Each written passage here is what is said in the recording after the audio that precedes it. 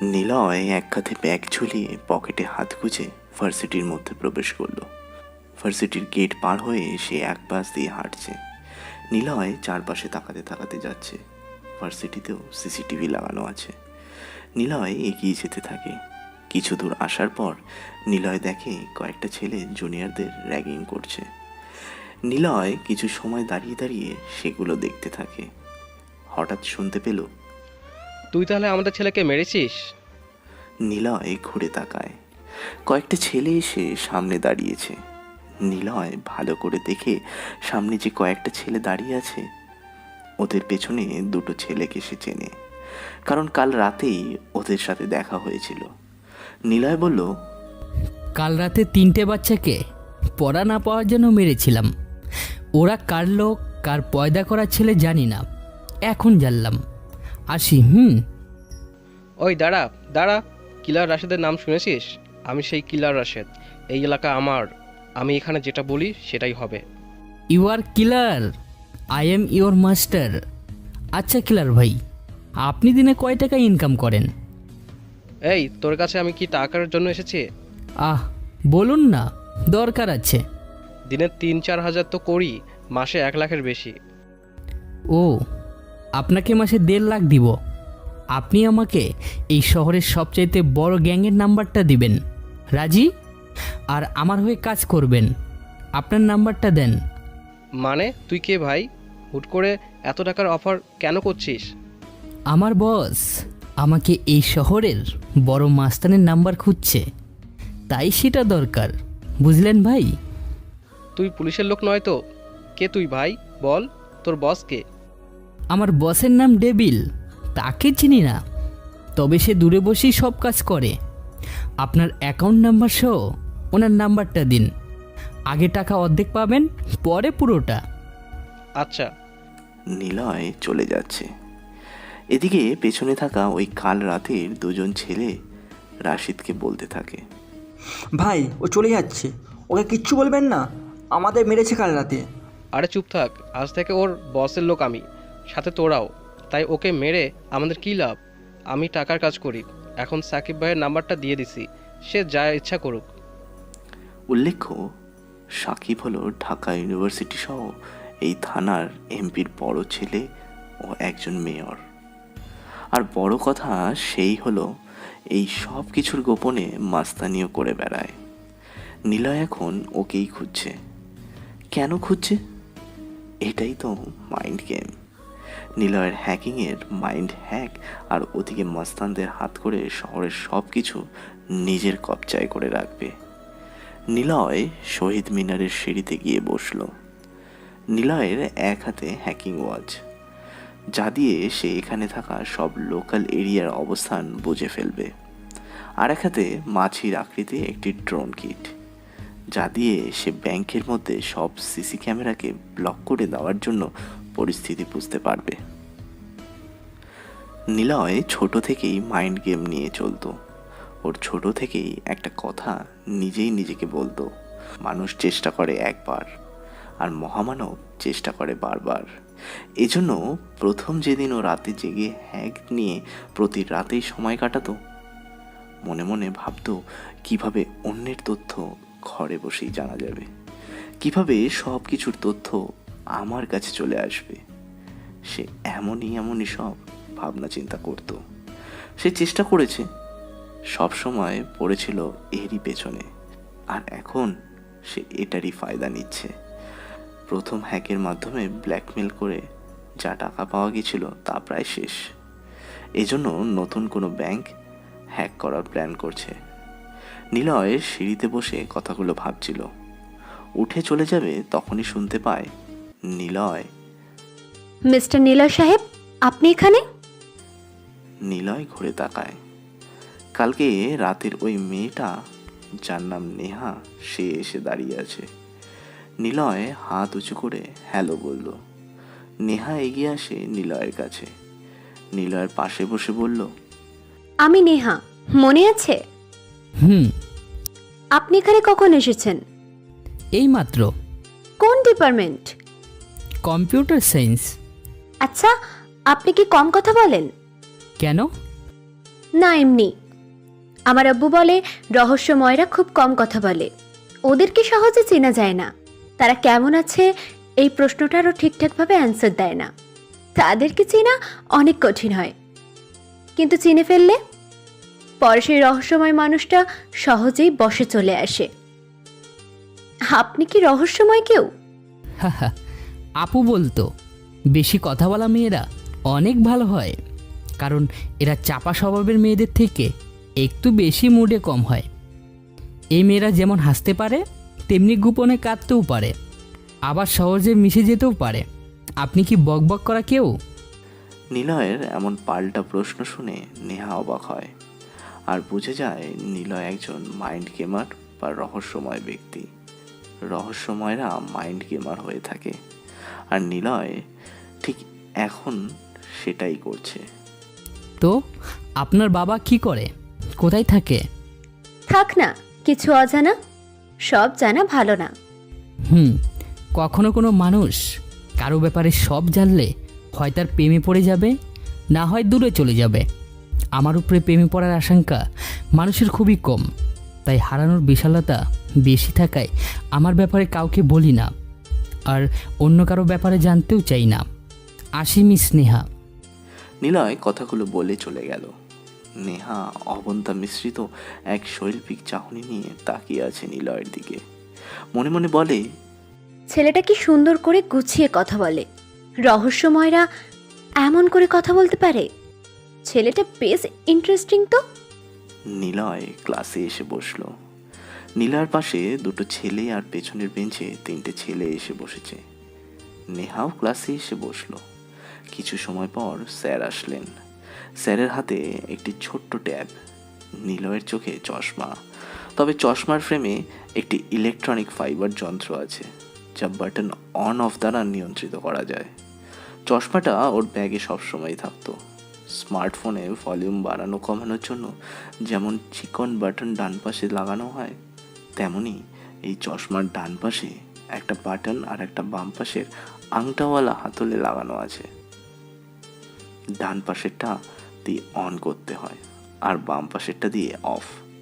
কোনো online network সংযুক্ত device, বিশেষ করে স্মার্টফোন, অন্য কেউ সবার আড়ালে কি দেখছে ডিসপ্লেতে সব কিছু দেখা যায়। সেটা নিলয় কিছুটা দূরে বসেই দেখতে পারবে, কারণ এই ফাইবার যন্ত্রে উচ্চ একটা নেটওয়ার্ক সিস্টেম অ্যালার্ট করা আছে। এই জন্য অন্যের ফোনে ব্যক্তি নিজে কি করছে সেটা ইন্টারনেট চালু করা অবস্থা থাকলে ডিসপ্লে সব কিছু নিলয়ের চোখের সামনে টাচ ওয়াল ডিভাইসের মধ্যে শো করবে। নিলয় ভাবলো একবার অন করে দেখবে স্যার কি করছে স্ক্রিনে। এত মনোযোগ দিয়ে পরক্ষণেই ভাবলো না থাক, এটা করা যাবে না। আবার ভাবলো কেন করবো না, আমি তো ডেভিল। বাট সবার সামনে নিলয়, কিন্তু আড়ালে ডেভিল। এখন সবার সামনেই আছে। নিলয়ের এই চশমাটা একটা হলিউড মুভির মাধ্যমে দেখে বানিয়ে ফেলেছিল। প্রথমবার খুব বাজে হয়েছিল, কিন্তু অনেকবার চেষ্টা করার পর এটা ঠিকঠাকভাবে চলতে শুরু করেছে। এটা কেবল চশমাই নয়, যেন একটা চশমা মোবাইল। কেমন হয় পৃথিবীতে এমন উন্নতি হলে যে মানুষ স্মার্টফোনের বদলে স্মার্ট চশমা ব্যবহার শুরু করে দিয়েছে। তখন চোখে রেখেই সব কিছু দেখতে পারবে। আঙুলের সাথে একটা চিপ বেঁধে দেওয়া হবে। ব্লুটুথ সিস্টেমের মতো একটা ডিভাইস ওপেন হতেই হাওয়াতে টাচ করবে আর সেই চশমার স্ক্রিনে সেই টাচ এসে পড়বে, আর চশমা ফোন কাজ করা শুরু করে দেবে। নিলয় এইসব অদ্ভুত কথা সব সময় ভাবে, আর যার জন্য সে কেবল ইলেকট্রনিক ডিভাইসই হ্যাকার নয়, সে একজন মাইন্ড হ্যাকারও। সাধারণ মানুষ যা করে, যা ভাবে, কিন্তু একজন মাইন্ড হ্যাকাররা আগে থেকেই সেটা ভেবে ফেলে, সহজ করে নেয় সব কিছু। স্যার ক্লাসে এসে দাঁড়ালো। নিলয়ের পেছনে বসা রিয়াদ নামের একটা ছেলে দুটো কাগজ ভাঁজ করলো, একটা স্যারের দিকে ছুঁড়ে মারলো আর একটা নিলয়ের বসার জায়গাতে পাশে রেখে দিল। কারণ রিয়াদ জানে নিলয় ছেলেটা ক্লাসে নতুন, আর তাই নতুনের সাথে একটু মজা করার জন্য এমন করলো। স্যার সামনে ঘুরে প্রজেক্টর চালু করার আগ মুহূর্তে অনুভব করলো ওনার পশ্চাৎ দেশেই কে যেন কিছু ছুঁড়ে মেরেছে। এটা দেখে সব স্টুডেন্টরা হাসতে থাকে। স্যার স্টুডেন্টদের দিকে ঘুরে তাকালো। পায়ের কাছে একটা কাগজ গোল করে ভাঁজ হয়ে আছে। সেটা দেখে তিনি সেটাকে তুলে নিলেন। তারপর ঝাড়ি দিয়ে স্টুডেন্টদের সামনে দিলেন। উনি বললেন, কে ছুঁড়েছে কাগজ? সামনে এসে দাঁড়াও। কি করেছে এমন বেয়াদবি? কেউ কোনো কথা বলল না। নিলয় স্যারের এমন কাজ থেকে বেঞ্চে মাথা রাখতে যাবে, তখনই পাশে একটা কাগজ দেখে। নিলয় ভাবল, কাগজটা হাতে নিয়ে বলবে, স্যার আমারও পাশেও এমন কাগজ।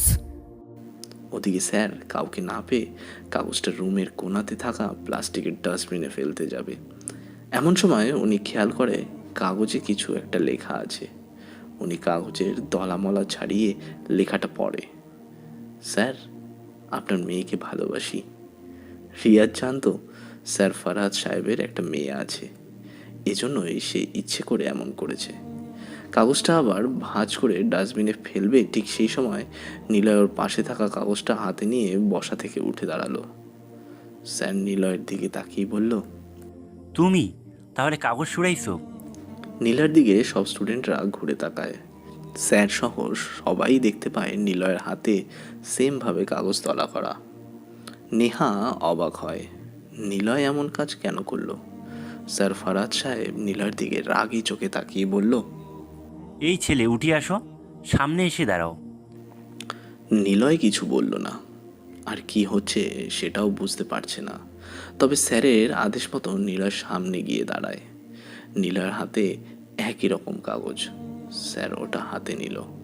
কাগজ মেলে দেখে সামনেও সেম বাক্য লেখা, স্যার আপনার মেয়েকে ভালোবাসি। নিলয়ের পা থেকে মাথা অবধি স্যার একবার দেখে নিয়ে সামনে তাকিয়ে বলল, তোমরা কি কেউ দেখেছো এই ছেলে কাগজ ছুঁড়ে মেরেছে? জি স্যার, আমি দেখেছি। কাগজে কি লেখা দলা পাকিয়ে আপনার দিকে ছুঁড়ে মারে। হয়তো সে ভেবেছিল প্রথমটা লাগবে না গায়ে, তাই আরও একটা ছিঁড়ে আবার কি জানি লিখে নিজের হাতে নিয়ে রাখে। রাশিদ বসা থেকে উঠে দাঁড়িয়ে কথাগুলো বলল।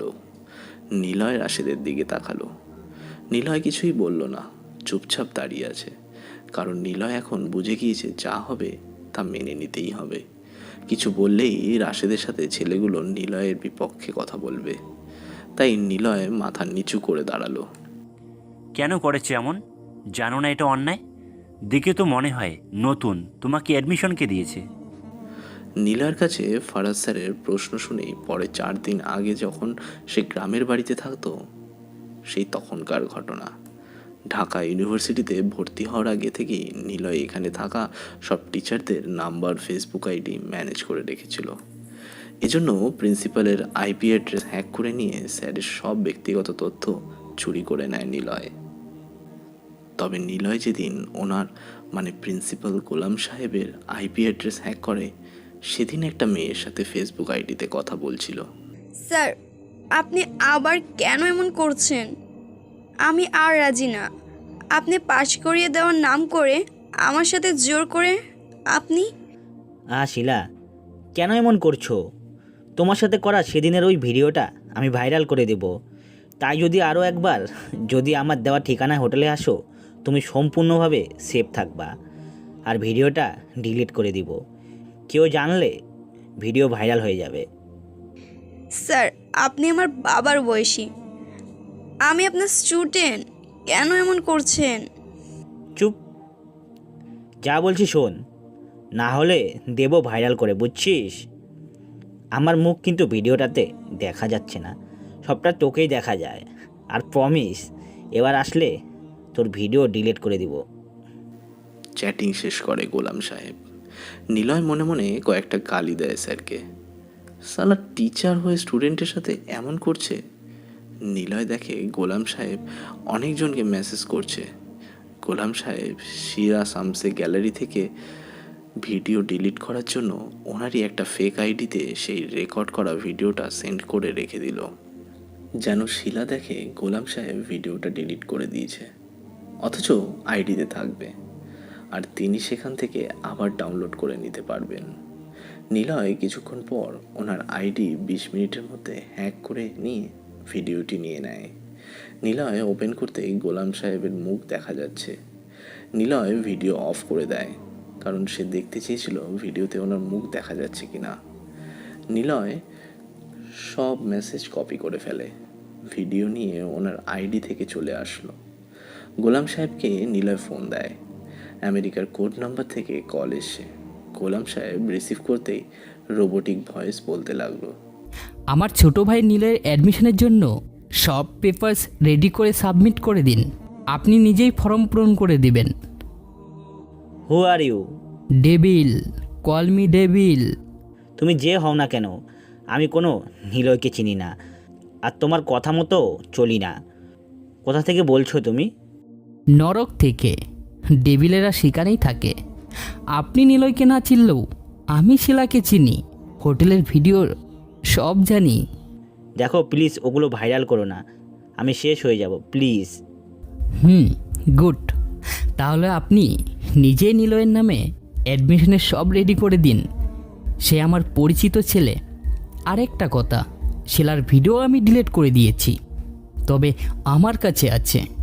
আজকের পর তাকে বা অন্য কোনো মেয়েকে হয়রানি করছেন, আপনাকে কেউ এই ডেভিলের হাত থেকে বাঁচাতে পারবে না। আরেকটা কথা শুনুন, your information your health, and health is wealth. এরপর কল কেটে দেয় ডেভিল। মনে মনে হাসতে হাসতে বলে, ডেভিল হবে ভয়ঙ্কর আর নিলয় হবে হাবাগোবা। নিলয় হবে হোয়াট হার্ড একার আর ডেভিল হবে ব্ল্যাক হার্ড একার। হা হা হা হা। তারপর নিলয় অ্যাডমিশন পায় ওখানে। এই ছেলে, কথা বলো না কেন? নাম কি তোমার? নিলয় যেন লাফ দিয়ে উঠল, পাশে তাকায়। ফারাজ স্যারের হাতে কাগজটা দেখে নিলয়ের মনে পড়ল সে কোথায় আর কী বা করতে এসেছে। নিলয় আমতা আমতা করে বলল, স্যার, আমার নাম নিলয়। কথাটা বলেই নিলয় ভ্যাঁ ভ্যাঁ করে কান্না করা শুরু করে দিয়েছে। স্যার সহ ক্লাসে থাকা সবাই অবাক হয়ে যায় নিলয়ের এমন কান্না দেখে, কারণ মাস্টার্সে আসা সব স্টুডেন্ট অনেকটাই বড় হয়। কেউ বিবাহিত হয়, আবার কেউ জব করেই মাস্টার্স করে। কিন্তু নিলয়ের এমন কাণ্ড দেখে স্যার কি বলবে তাই বুঝতে পারছে না। সাথে সাথে স্টুডেন্টরাও হেসে ওঠে। স্যার এমন হাবাগোবা ইনোসেন্ট ছেলে দেখে শাস্তি আর কি দেবে, তিনি নিজেই হেসে উঠল।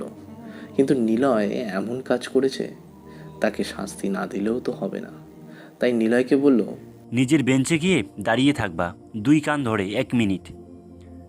নিলয় কাগজগুলো ডাস্টবিনে রেখে বেঞ্চে এসে দাঁড়ালো। সবাই ভাবছে নিলয় এমনটা কখনোই করবে না, কারণ এখানে থাকা সব স্টুডেন্টরা প্রাইমারি বাচ্চা নয়। কিন্তু সবার ভাবনাকে অবাক করে দিয়ে নিলয় কান ধরে দাঁড়ালো। নিলয়কে কান ধরে দাঁড়াতে দেখে সবাই হাসতে থাকলো। এরকম কাজ নিলয় করতে পারে কেউ ভাবেনি। কেউ কেউ নিলয়ের এমন কাজ দেখে বলেই বসেছে, ছেলেটা কি নাদান নাকি হাঁপাগোবা। নিলয় কান ছেড়ে দাঁড়ায়, মনে মনে বলে, ইট ইজ মাইন্ড গেম। আমি লুজার এখন থেকে, বাট হা হা হা হা। ফারাদ স্যার ক্লাসে মন দিয়ে বলল সবাইকে বই বের করতে বলল, প্রশ্ন করলো, পৃথিবীর প্রথম মেকানিক্যাল ক্যালকুলেটরের নাম কি? কে বলবে? নেহা উঠে দাঁড়ায়। নেহা স্যারের দিকে তাকিয়ে বলল, ফার্স্ট লাইন। ব্যাখ্যা দিতে কে পারবে? কেউ কোনো কথা বলছে না, সবাই চুপচাপ বসে আছে। স্যার নেক্সট প্রশ্নে যাওয়ার আগে প্রথম প্রশ্নের ডিটেলস বলতে যাবে, তার আগেই নিলয় উঠে দাঁড়ায়। নিলয় বলে, 1642 সালে ফরাসি গণিতবিদ ব্লাস প্যাক্সেল তার বাবাকে ট্যাক্সের গণনা কাজে সাহায্য করার জন্য প্যাসকেলিং যন্ত্রটি তৈরি করেন। এই যন্ত্রটি অ্যারিথমেটিক মেশিন বা প্যাসকেলের ক্যালকুলেটর বলা হয়। এই যন্ত্রটি দিয়ে যোগ ও বিয়োগের কাজ করা যেত। প্যাসকেল যখন যন্ত্রটি আবিষ্কার করেন তখন তার বয়স ছিল মাত্র 18 বছর। বাহ, অনেক জানো তো তুমি।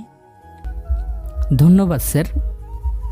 জন নেপিয়ার কত সালে লাগারিদম আবিষ্কার করেন? প্রতি সেট নেপিয়ারের হাটে কয়টি রোড থাকতো?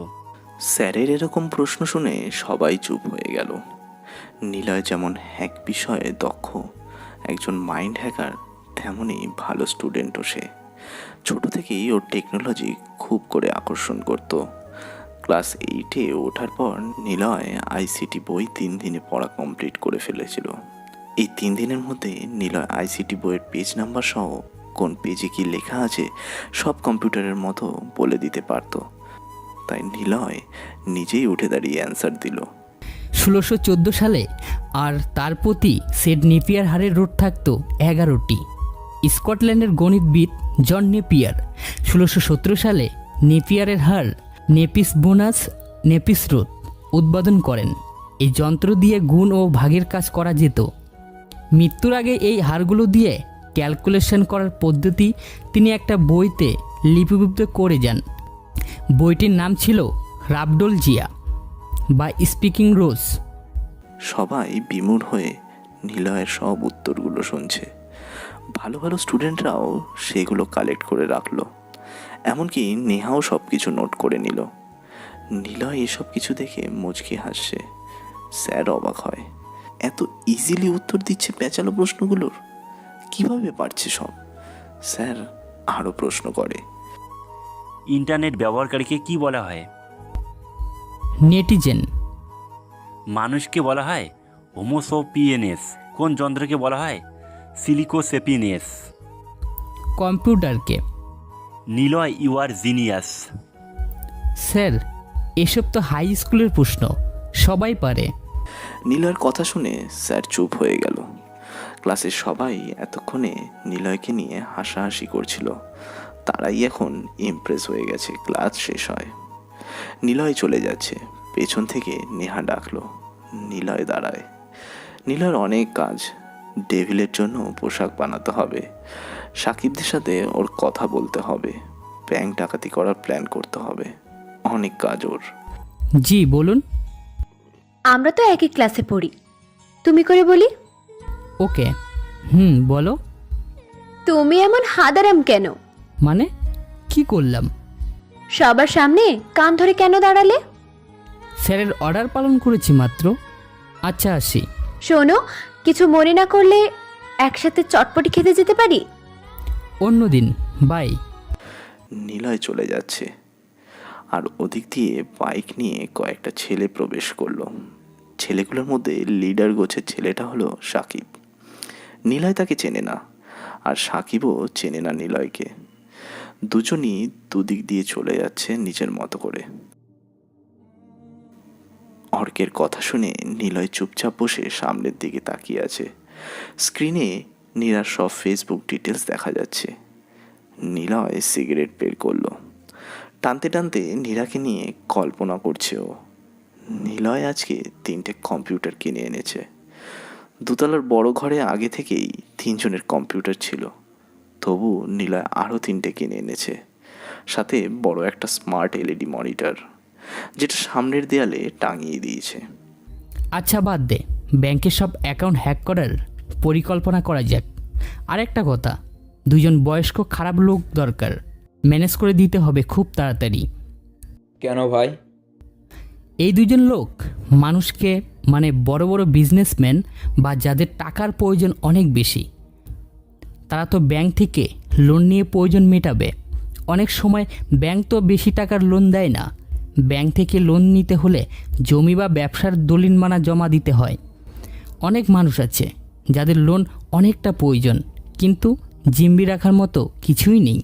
এই 2 জনের কাজ হবে ওইসব লোকদের মিথ্যে জমি জমার কাগজ বা দোকানের কাগজ বানিয়ে তাদের পক্ষ হয়ে পিছন থেকে ব্যাংকে কাগজগুলো জমা দেওয়ার। তারা জমা দিবে, ব্যাংক লোন দিবে, সেই টাকা কোনো না কোনো ব্যাংকে তো রাখবেই। যখন ক্রেডিট কার্ড লঞ্চ করে টাকা বের করবে, তখন সেই সব টাকাগুলো আমরা হ্যাক করে নিজেদের অ্যাকাউন্টে নিয়ে নিব। মানে এই 2 জনের কাজ হলো ফেক কাগজ বানানো, আর টাকাগুলো যে ফোন নাম্বারে অ্যাড করে অ্যাকাউন্টে রাখবে, সেই ফোন নাম্বার কালেক্ট করে আমাদের পাঠিয়ে দিবে। মাসুম, তোর কাজ হলো তখন ওই সিমের ফোনের মেসেজ ব্লক করে দেওয়া, কারণ টাকা তুলতে তো ওই নাম্বারে মেসেজ যাবে। তাই নাম্বারের যাবতীয় মেসেজ ব্লক করে দিবি। আমাদের অ্যাকাউন্টে টাকা আসার পর সব ডিলিট করে দিবি। ব্যাংকের সব লেনদেন কেউ যদি ওয়েবসাইটের মাধ্যমে সেবা প্রদান করে, তবে শ্যাম সেই সাইটগুলো হ্যাক করে সব তথ্য সংগ্রহ করে রাখবি। আর অর্ক তো ফেসবুকের জন্যই আছে। একজনকে 50,000 করে টাকা দিব। মনে রাখিস, আমরা সাহেব আর বিবিতে খেলি না, তা সে ট্রাম্প কার্ড টিক্কা দিয়েই চলি। সো দান হবে টিক্কাতে, গোলামে নয়। স্কারপনের সব কার্ড যখন নিজের কাছে থাকে তখন সে হয় সিংহ, আর আমার কাছে থাকলে আমি হই ডেভিল।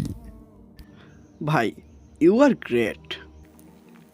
আজ রাতে সোনালী ব্যাংক কোম্পানি লিমিটেডে বড় ডাকাতি করতে যাচ্ছে।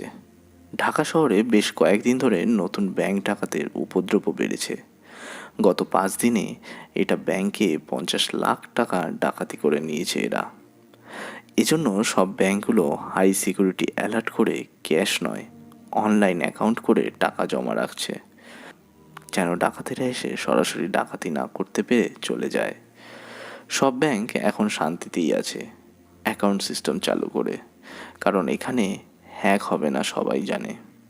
হওয়ার আগেও অনেক কিছু সিকিউরিটি অ্যালার্ট অন হয়ে যাবে, সাথে সাথে ব্যাকআপ রেখে অ্যাকাউন্ট অফ করে দেবে ব্যাংক হোয়াইট হ্যাট হ্যাকাররা। যাদেরকে ভালো হ্যাকার বলা হয় তারা মূলত ব্যাংকের অ্যাকাউন্ট কন্ট্রোলে রাখে। অ্যাকাউন্টের সব ঝামেলা ওরা নিজ দায়িত্বে ঠিক করে দেয়। কিন্তু শহরে একটা বড় ব্যাংক ডাকাতের আবির্ভাব হয়েছে। মানি হেস্ট প্যান্ডেল পরে 10 জন মিলে আছে ব্যাংকে। তারপর যদি সিকিউরিটি থাকে সবাই গুলি করে মেরে দিয়ে টাকা বের করে চলে যায়। ব্যাংকে গ্যাংয়ের নাম রেড নিড মানি। লাল পোশাকে আসে তারা, এজন্য রেড, আর আসে তো টাকার জন্য, তাই নাম দিয়েছে রেড নিড মানি। সরাসরি ব্যাংক অ্যাকাউন্টের পেছনে কে বা কারা জড়িত আছে কেউ জানে না, কেবল আসে, খুন করে, ক্যাশ থেকে টাকা বের করে নিয়ে চলে যায়। ব্যাংক ম্যানেজাররা এই ডাকাতদের জন্য বেশ আতঙ্কেই থাকে। সিকিউরিটি বাড়ানো হয়েছে, তবে এবার অ্যাকাউন্ট সিস্টেম অন করে দিয়েছে। সেখানে ডাকাতেরা আসলেই ব্যাংকের টাকা ব্যাংকেই থাকবে। মেশিন চেপে পাসওয়ার্ড না দেওয়া অবধি টাকা বের করা যাবে না। মজার ব্যাপার হলো, রেড গ্যাংয়ের লোকেরা ব্যাংকের টাকা ডাকাতি করার আগে ওই ব্যাংকের ম্যানেজারের কাছে চিঠি লিখে বা নোটিশ পাঠিয়ে দিয়েছিল। ভাই, সোনালী ব্যাংক কোম্পানির গোপন ওয়েবসাইটে রোমর বের হয়েছে, আজ নাকি ব্যাংক ডাকাতি করতে আসছে ডাকাতরা। কিন্তু ওরা কিছুই পাবে না। সেটা না, এত বড় গ্যাং, ভাবছিস সেই দলে হ্যাকার নেই? আছে, তারা পাসওয়ার্ড ঠিকঠাক জেনেই তবেই লুট করতে আসবে। কিন্তু উই আর ওয়ান্ডার থিপ, ওরা সেখানে যেয়ে ডাকাতি করবে, আমরা এখানে বসে ওদেরটা ডাকাতি করব। এটা সম্ভব? সম্ভব। এখন যা যা বলবো তাই কর। ডেভিলের ড্রেস বানিয়ে ফেল 4টে। আমি অ্যাকাউন্ট হ্যাক করে নেওয়ার সিস্টেম চালু করছি। শ্যাম, ব্যাংকের ওয়েবসাইট অ্যাকাউন্ট ডিটেলস আছে না? দে সেটা আমাকে, হ্যাক করে দে জলদি। ঠিক আছে ভাই, একটু দাঁড়ান। Hello dear, introduce my self, I am devil, call me devil. ব্যাংকের টাকা এখন সব আমার কাছে, পুরোপুরি 4 কোটি টাকা। ও একটা কথা, ডেভিলের ঠিকানা, ডেভিলের অ্যাকাউন্টের ঠিকানা কেউ খুঁজে পাবে না, তাই না খোঁজার চেষ্টা করলেই ভালো হবে। এতে আপনাদের ক্ষতি। বলা যায় না, আপনাদের ফোনে সব ডিটেলস আমি জেনে গেলাম, তখন আপনি যা করবেন আমি দূরে বসেই দেখতে পাবো। যে কোড থেকে মেসেজ গেছে সেই কোডের লোকেশন বের করার চেষ্টা করুন, দেখুন আমাকে খুঁজে পান কি না। খুঁজে পেলে আমাকে নিয়ে যাবেন, কারণ আমি আছি, ডেভিল ইজ ব্যাক। হৃদয় চলে আসো, ব্যাংকে টাকা নেই আমি জানি। বস, আপনি কিভাবে জানলেন টাকা নেয়? ডেভিল নামের একজন হ্যাকার টাকা ট্রান্সফার করে নিয়েছে নিজের অ্যাকাউন্টে। ওকে বস। পুলিশ আসার আগে চলে আসো, ডেভিলকে খুঁজে বের করো। হাসছেন কেন ভাই? নো ভাই, কল মি ডেভিল। এই মাত্রই 4 কোটি টাকা আমার কাছে। 4 কোটি টাকা এখন আমার। পুরো দেশ কিনতে কত কোটি লাগবে? সত্যি আপনি দেশ কেনার জন্য যত টাকা দরকার ততটা হ্যাক করবেন। সব টাকা আমার হবে। I am the king of hacker world. I need money because I am devil. হা হা হা হা। অর্ক, সিয়াম আর মাসুম কম্পিউটার অনার্স করছে। গ্রাম থেকে তারা শহরে এসেছে। বাবার থেকে টাকা না নিয়ে পার্ট টাইম কাজ করে কষ্ট করে 3জন 3টে কম্পিউটার কিনেছিল। কখনো 50,000 টাকার বেশি চোখে দেখেনি তারা। আর আজ ওদের কাছে 4 কোটি টাকা আছে, যা ওদের বস টেবিল এনে দিয়েছে। 1 ঘন্টার মধ্যে 4 কোটি টাকা ওদের কাছে। এসব কিছু কল্পনাতেও করেনি কোনোদিন ওরা। নিলয়কে চেয়ারে এনে দেয় মাসুম। নিলয় চেয়ারে বসলো। সামনে থাকা 3জন ছেলে উল্লাস করছে, কিন্তু নিলয়ের সামনে আনন্দ নেই। কথায় আছে না, যার টাকা নেই সে কষ্টে থাকে, চাহিদা পূরণ হয় না বলে। আর যার টাকা আছে সেও কষ্টে থাকে, চাহিদা কোনটা রেখে কোনটা পূরণ করবে ভেবেই পায় না সে। কিন্তু নিলয়ের কোনো চাহিদাই নেই। ওর আপুর কথা খুব মনে পড়ছে এখন। বিথি আপু কম্পিউটার কিনে দেওয়ার সময় বলেছিল, দেখিস নিলয়, তুই একদিন অনেক বড় লোক হবি, তোর গাড়ি হবে, টাকা হবে, তোকে সবাই চিনবে। বিথি আমার কথা সেদিন নিলয় হেসেই উড়িয়ে দিয়েছিল। আসলে বিথি আপু ভালো কাজের ফলস্বরূপ কথাগুলো বলেছিল, কিন্তু নিলয় আজ খারাপ কাজে বড়লোক হয়েছে। নিলয়ের মনের মধ্যে ডেভিল যখন জাগ্রত হয়, তখন ওর টার্গেট না পূরণ হওয়া অবধি সেই ডেভিল ভেতর থেকে যায় না। আর যখন চলে যায় তখন অনুতপ্ত হয়। ভাই এত টাকা কি করব? 1 কোটি টাকা দেশে থাকা গরিব বা যারা খেতে পারে না তাদের জন্য দান করে দে। বাকি 3 কোটি থেকে 1 কোটি তোদের জন্য, বাকি 2 কোটি প্রয়োজনে কাজে লাগবে। আরেকটা কথা, বাইরে আমাকে না বলে কেউ বের হবি না। আর ভুলেও তোরা কে কোনো অ্যাকাউন্ট এখন ওপেন করবি না। অ্যাকাউন্ট হ্যাক হওয়ার কারণে আমার লজিক বলছে সব ব্যাঙ্ক অ্যাকাউন্ট পুরোপুরিভাবে অ্যালার্ট হয়ে মেন অ্যাকাউন্ট বুট সব অফ করে দিয়েছে। তাই অ্যাকাউন্ট অন করার চেষ্টা করলে ধরা খেয়ে যাবি। তাহলে কি করব ডেভিল? এখন সেই ফেক 2জন এজেন্টদের দরকার। ওদের কাজ এখন আমাদের আবার টাকা এনে দিবে, হয়তো আবার 3 কোটি টাকা পেতে যাচ্ছি। হা হা হা হা, ইট ইজ মাইন্ড গেম। একটু ভেবে নে কেন ওদের কাজে লাগবে, দেখবি বুঝতে পারবি। ডেভিল কিভাবে হ্যাক করেন? শ্যাম ভালো বলতে পারবে ওয়েবসাইট নিয়ে। শ্যাম বলতো কিছু। তবে একটা কথা, সোশ্যাল ইঞ্জিনিয়ারের উপরে ফিনিশিং কার্যক্রম নির্ভর করবে। ওয়েবসাইটের ক্ষেত্রে ফিশিং হলো এক প্রকার মাছ ধরা, যেখানে আমি নিজে টোপ দিয়ে মাছের মতোই ভিকটিমকে ধরি। মূলত যে কোনো ওয়েবসাইটের একটি নকল পেজ তৈরি করে তাতে ভিকটিমের লগ ইন ইনফো এবং অন্যান্য তথ্য হাতিয়ে নিতে পেজ কন্টেন্ট কাজে লাগে। Content control, log in data ইত্যাদি ফাইলগুলো ব্লগের হোস্টিং সাইটে কাজ করে। সোজা ভাষায় ফিশিং হলো আমি আমার বন্ধুর ফেসবুক অ্যাকাউন্ট হ্যাক করতে চাচ্ছি, তাহলে তাকে এমন একটি লিঙ্ক দেব যার ওয়েব পেজটি দেখতে হুবহু ফেসবুকের মতন, এবং তাকে প্রলুব্ধ করব যাতে সে তাতে লগ ইন করে। তাহলেই আমি আমার ওই ফিশিং অ্যাকাউন্টে তার লগ ইন ইনফো তথা পাসওয়ার্ড পেয়ে যাব। কেউ যে কোনো হোস্টিং সাইটে যে কোনো ওয়েব পেজের সোর্স কোড হতে ফাইল তৈরি করে ফিশিং পেজ তৈরি করতে পারে। তথাপি ফিশিং নির্ভর করে ডেভিলের কথা অনুযায়ী সোশ্যাল ইঞ্জিনিয়ারিংয়ের দক্ষতার ওপর। নিলয় মুচকি হাসে, কারণ নিলয় এগুলো আগে থেকেই সব জানে। তবুও সিয়ামের থেকে ওর কাছের দক্ষতা দেখার জন্য প্রশ্নটা করলো। নিলয় বসা থেকে উঠে দাঁড়ালো। নিলয় বলল, সাকিবের ফোন নাম্বার এটা, আমি এখন ওর ফোন হ্যাক করব। স্মার্টফোন ব্যবহার করতে মানুষ এবার ভয় পাবে, আর ওর থেকে সব তথ্য নিয়ে মাইন্ড গেমটা আমি খেলবো। চল কাজে লেগে পড়ি। বস রিল্যাক্স, কে হতে পারে হট করে এমন করলো? হৃদয়ের কথায় বস টেবিলে থাকা ল্যাপটপ ছুঁড়ে মারল মাটিতে। রেড গ্যাংয়ে মোট 11 জন, আর যে হ্যাক করে পাসওয়ার্ড জানিয়ে দিয়েছিল সে হলো এই গ্যাংয়ের বস, আর ওর নামও নীলার মতো একটা ফেক রাখা হয়েছে, আর সেই নামটা হলো ব্ল্যাক মাম্বা। আর সে হলো একজন মেয়ে। ব্ল্যাক মাম্বা ল্যাপটপ ছুঁড়ে ফেলে দিল। আমাদের 1 বছরের প্ল্যান এই প্রথম নষ্ট হলো। আমি ডেভিলকে চাই। বস, ইন্টারনেট ব্যবহার করে তাকে খুঁজে বের করার চেষ্টা করুন। তার কোনো ইনফরমেশন আমার কাছে নেই, আর সে খুব বুদ্ধিমান। স্ক্রিনে মেসেজ পাঠিয়ে নিজে থেকেই সেই মেসেজ আমার মনিটর থেকে ডিলিট করে দেওয়ার ক্ষমতা রাখে। মানে সে আমারও কম্পিউটার ওর আওতায় এনে মেসেজ পাঠিয়েছে। টাকা আমার প্রয়োজন। Money is health, money is wealth, money is world. I need money, only need money. ডেভিলকে ধরবই, বাট তার আগে এবার দেশের 5টা ব্যাংকের মধ্যে 4 নম্বর ব্যাংকে ডাকাতি করবই। এবার সেটা সফল করতেই হবে।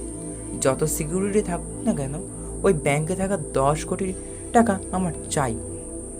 ব্যাংকের নাম যমুনা সিকিউরিটি ব্যাংক লিমিটেড।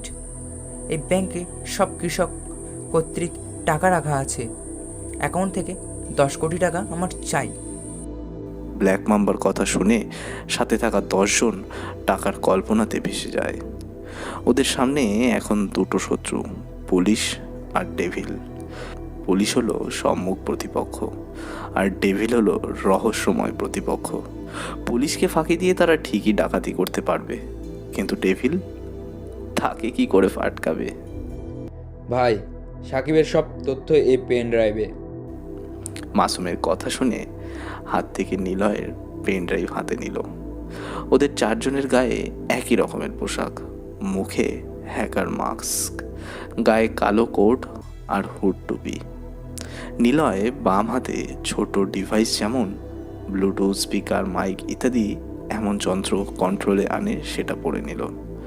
ডান হাতে হাত ঘড়ির মতো যার নাম সিবি সেটা পরে নিল, যেটার কাজ যে কোনো ডিভাইস সংলগ্ন, যেমন সিসি ক্যামেরা, কম্পিউটার, ল্যাপটপ যাই থাকুক না কেন, একটা বাটন চাপলে সিবি ডিভাইস থেকে সামান্য পরমাণু মিশ্রিত ছোট্ট বোম বের হয়ে সাথে সাথেই সেটা ব্লাস্ট করে দেয়। নিলয় পেন ড্রাইভ নিয়ে সাকিবের কাছে যেতে থাকে। মাসুম গাড়ি চালাচ্ছে। কিছু সময় পর সাকিবের অফিসে পৌঁছলো তারা। মাসুম গাড়ি থেকে নামতে যাবে, তখনই নিলয় বলল, ল্যাপটপ নিয়ে গাড়িতেই থাক, সব সিসি ক্যামেরা কোড আনা আছে। এখন তুই জলদি গ্রাফিক্স বানা। মনিটরে গিয়ে রিয়েলিটি শো করবে, সেটা গ্রাফিক্স করে মনিটরে শো করা। আমরা যে যাচ্ছি তার কোনো প্রুফ কেউ যেন পরবর্তী খুঁজে না পায়। আর শ্যাম, তোর বুকে একটি ছোট্ট ক্যামেরা লাগানো আছে, ভিতরে কি হবে মাসুম সেটা টের পাবে। এই এরিয়ার সব নেটওয়ার্ক বা টেকনোলজি এখন আমার কবজায়। মাসুম কলে থাকবি, আমি বলে দিব কখন কি করতে হবে। আগে সাকিবের বাড়ির বাইরে ক্যামেরা ফুটেজ চেঞ্জ কর। আমার ফ্ল্যাশডোন ক্যামেরার বিপরীত পাশে চলে যাবে আমাদের প্রবেশের আগে। আর ঠিক তখনই তোর ল্যাপটপে একটা করে কোড শো করবে। কোড রিপ্লেস করার জন্য একটা করে খালি ঘর আসবে। 5 সেকেন্ডের মধ্যে কোড পাঠিয়ে ডান অপশানে চাপ দিলেই তুই সেই ক্যামেরার ফুটেজ দেখতে পারবি, সাথে চেঞ্জও করতে পারবি, কারণ আমি চেঞ্জ করার হ্যাকিং অপশন অন করে দিয়েছি। এখন তোর কাজ হলো এটাই, বাকি কাজ আমরা ভিতরে যেয়ে করছি। নিলয়ের মাইন্ড গেম দেখে ওরা 3 জন চুপ হয়ে যায়। কি বলবে এই মাস্টার মাইন্ড লোকটার কথার ওপর? প্রতিনিয়ত সিয়াম, মাসুম আর অর্ক মুগ্ধ হচ্ছে লোকটার ওপর। নিলয়েরা এগিয়ে যাচ্ছে। নিলয়র ফ্লাইস মানে মাছি ড্রোন ক্যামেরার কাছে যাচ্ছে। মাসুমের কাছে কোড আসতেই মাসুম 3 সেকেন্ডের মধ্যে প্রেস করে দিচ্ছে। এভাবে নিলয় সাকিবের অফিসের মধ্যে প্রবেশ করে। বেশ কয়েকজন লোক বসে আলোচনা করছে। 3 জন লোককে এমন বিদঘুটে পোশাকে প্রবেশ করতে দেখে সবাই ঘাবড়ে যায়। সাকিব সাথে সাথেই কোমর থেকে পিস্তল বের করে রাখলো হাতে। সাকিব দাঁড়িয়ে বলল, কে তোমরা? পুরো রুমে 4টে লাইট জ্বলছে। নিলয় বিএসএম যন্ত্রটি অন করে লাইটের দিকে যন্ত্রটির আলো রিফ্লেক্ট করছে। ছোট্ট একটি বলের মতো বোম বাতিটার ওপর 4টের ওপর যেয়ে বসলো। 5 সেকেন্ডের মধ্যে ব্লাস্ট হয়ে পুরো ঘর অন্ধকার হয়ে যায়। রেড গ্যাং ডাকাতি করে অস্ত্র নিয়ে আর নিলয়ের কারো অফিসে প্রবেশ করে মাইন্ড হ্যাক করে।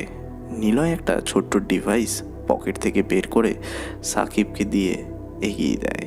সাকিবের সামনে ডিভাইসটা এসে বলা শুরু করে রোবোটিক ভয়েসে, ভয় নেই, আমি ডেভিল, সাকিবের সাথে কথা বলতে এসেছি। সাকিব ফোন হাতে নিয়ে নিলয়ের দিকে তাকিয়ে বলল, আমি এখনই পুলিশকে ফোন করছি।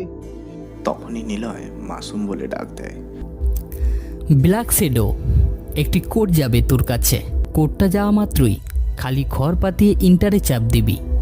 পুরো এরিয়াতে এবার যেই ফোন করুক না কেন, ফোন থেকে আউটগোয়িং কল আর ইনকামিং কল যাবে না। নিলয় ভারী গলায় বলল, আপনি এখন আমার নেটওয়ার্কের মধ্যে আছেন।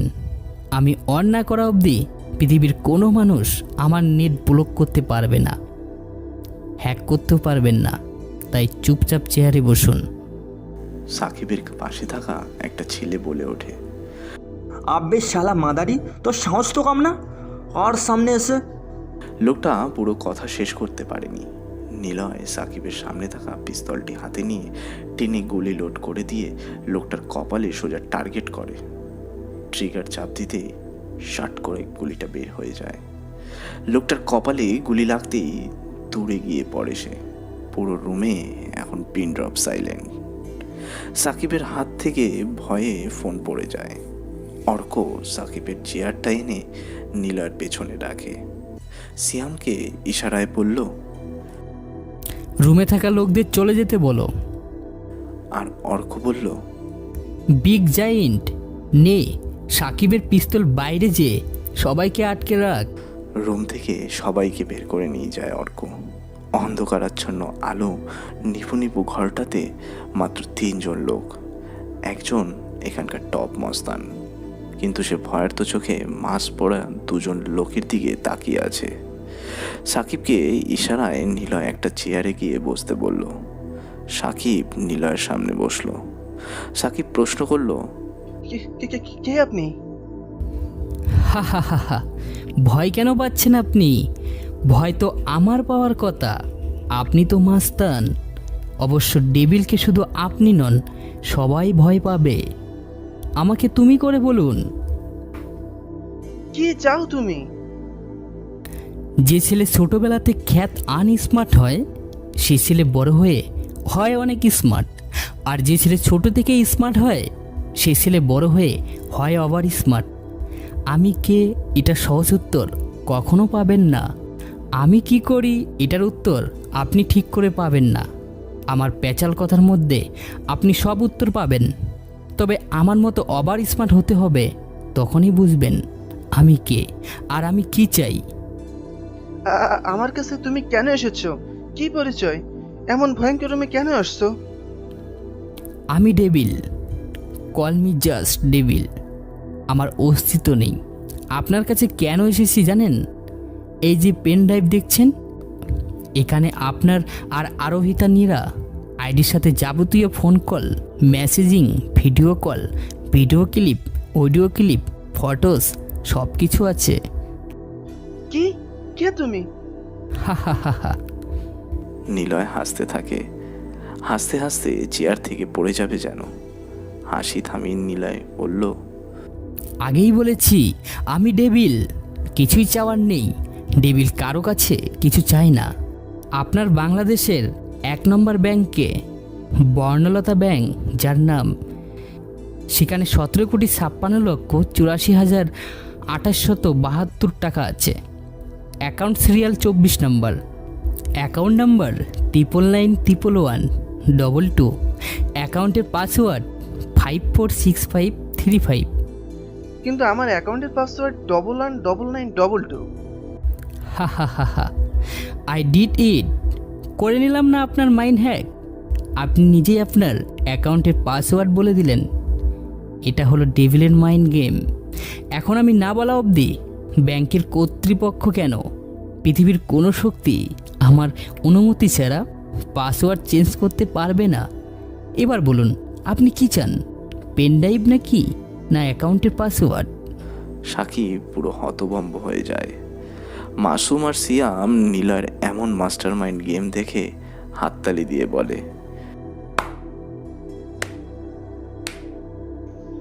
Devil, you are really genius.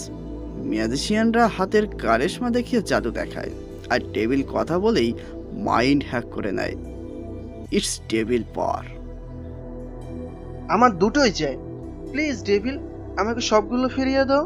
তুমি যা বলবে আমি তাই করব। ইয়েস, এটাই তো ওভার স্মার্ট ছেলেদের কথা। আপনি এখন থেকে আমার হয়ে কাজ করবেন, তবে এমনি এমনি না। আপনি প্রতি মাসে 5 লাখ টাকা বেতন পাবেন। কাজ কি, কখন কি করতে হবে সেটা না হয় দেখা করেই বলবো। না না ডেভিল, আর দেখা করব না। ডেভিলের সাথে একবারই দেখা করা ভালো, না জানি আবার কি ঘটে। নিন পেন ড্রাইভ, আসি। আমার অ্যাকাউন্টের পাসওয়ার্ড পেয়ে যাবেন সময় মতো। ও আর একটা কথা, আমার একটা ফটো আপনার ফোনে পেয়ে যাবেন, মাস্ক পরা, কোট পরা, এখন যেভাবে আছি সেই রকমই পোশাকে। আর আপনি নিজের নিউজ চ্যানেলকে আমাকে প্রকাশ করে দিবেন। হেডলাইনের নাম যেন হয় কল মি ডেভিল। নিলয় সেখান থেকে বেরিয়ে আসে। লোকগুলোর সাথে সাথেই সাকিবের ঘরে ঢোকে। সিয়াম বলল, ডেভিল, আপনি পেন ড্রাইভ দিয়ে দিলেন? ওটা 2টো কপি আরও 2টো পেন ড্রাইভে রাখা আছে। মনে রাখিস, 2 পায়ে হামাগুড়ি দেওয়া পানিরা হয় বুদ্ধিমান, আর 4 পায়ে হওয়ার সাথে সাথে দৌড়ে চলা পানিরা হয় গাধা। কালকে ছোট্ট একটা কাজ করে 1 কোটি টাকা পাবি। টাকাটা যেখান থেকে পাবি সেই এলাকায় একটা বৃদ্ধাশ্রম আছে, সেখানে ডেভিল নাম দিয়ে লিখে টাকাটা জমা করে দিবি। নিলয় গাড়িতে ওঠে। সবাই ড্রেস চেঞ্জ করে তাড়াতাড়ি সেখান থেকে চলে আসলো। চলে আসার আগে সেই এরিয়ার সব নেটওয়ার্ক, সব ডিভাইস সক্রিয় করে দিল। সাকিব রুম থেকে বের হয়ে দৌড়ে সিসিটিভি ফুটেজ চেক করতে আসে।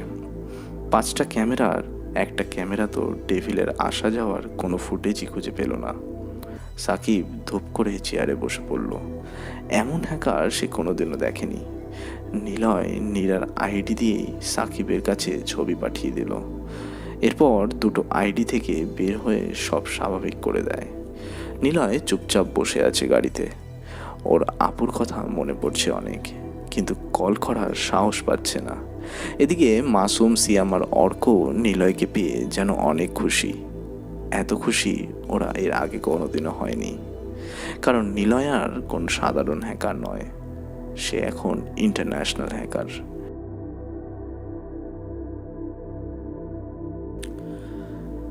সাকিবের অফিস থেকে ওরা বাড়িতে চলে এসেছে।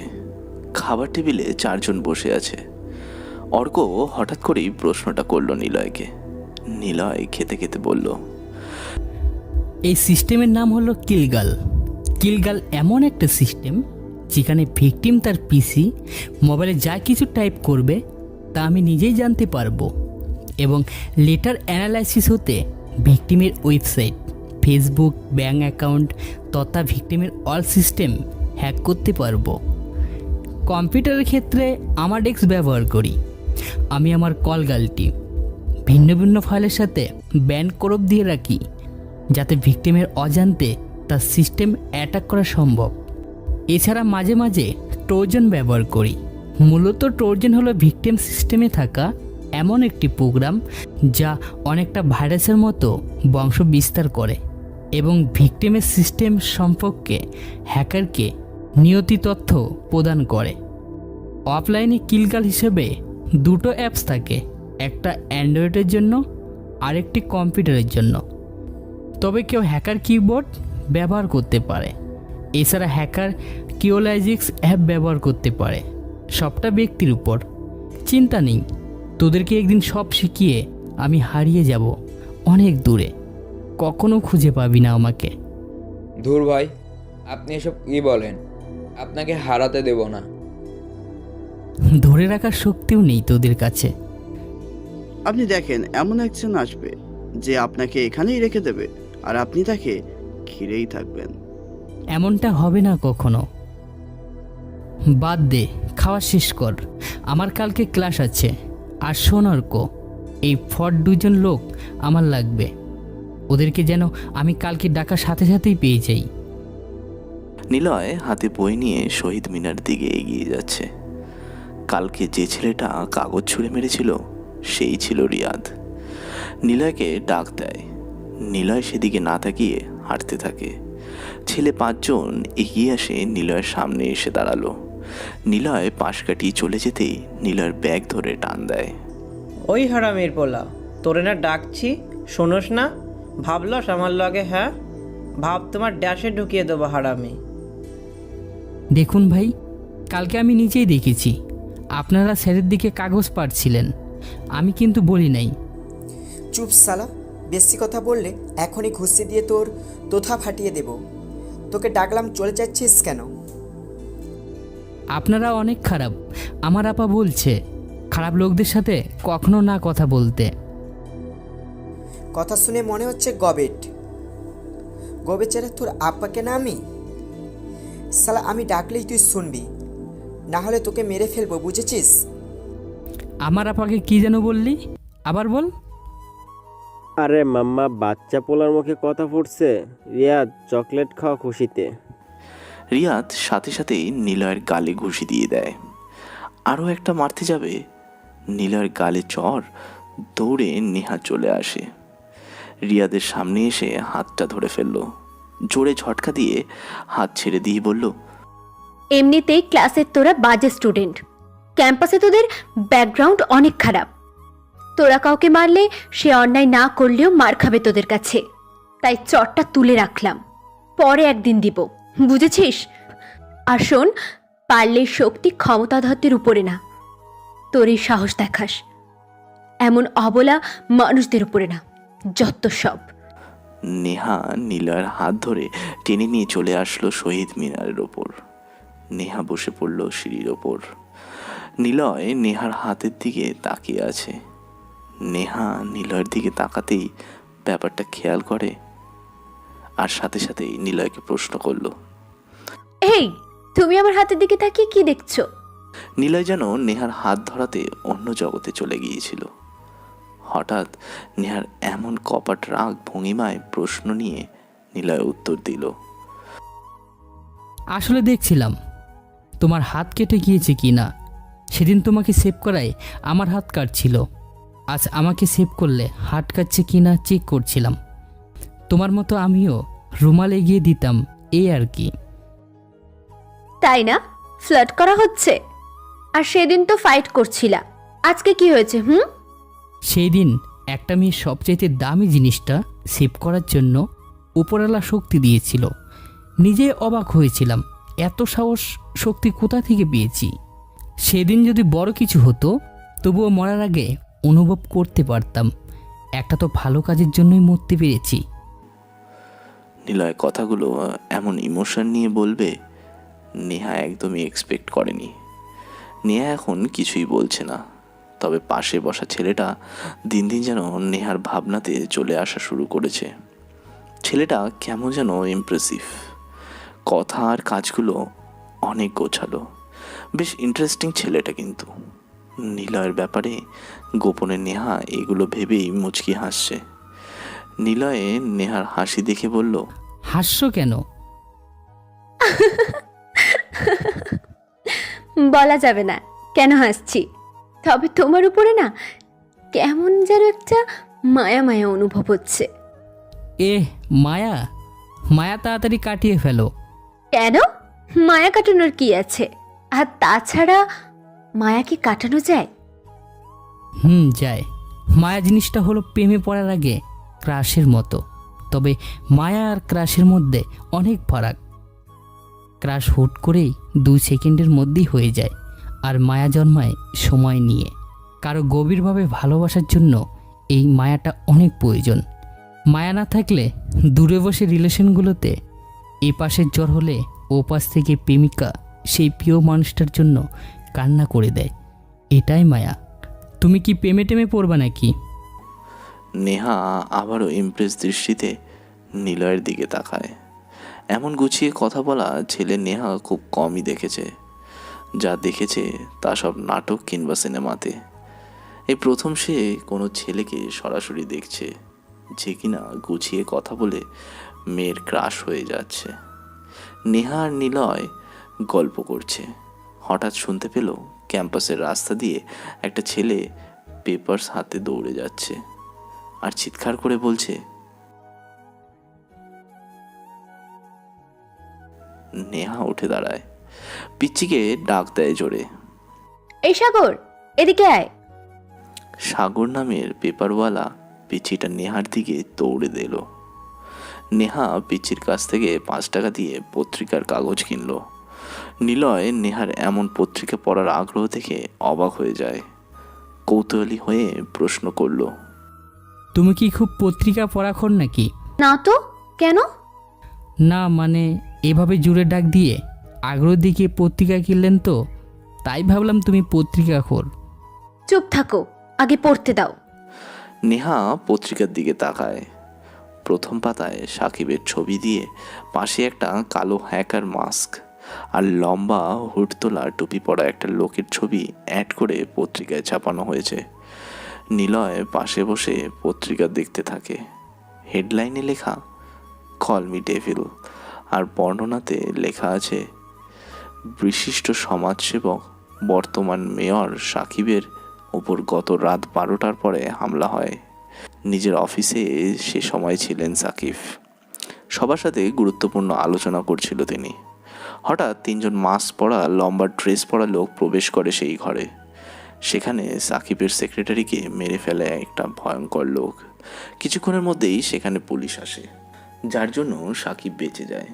পুলিশ আসার আগে সেই আগন্তুকের পরিচয় জানে সাকিব। আগন্তুকের নাম ডেভিল।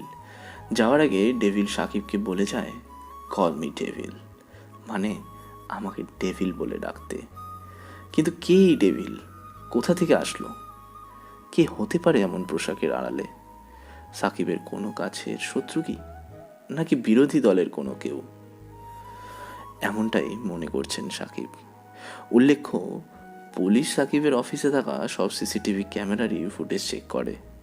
ক্যামেরা ঠিকঠাকই ছিল, কিন্তু ডেভিল আসার আর যাওয়ার কোনো রেকর্ডই ধরা পড়েনি ক্যামেরাতে।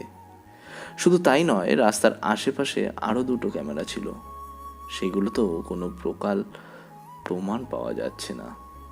এই ডেভিল কখন এসছে আর কিভাবেই বা চলে গিয়েছে?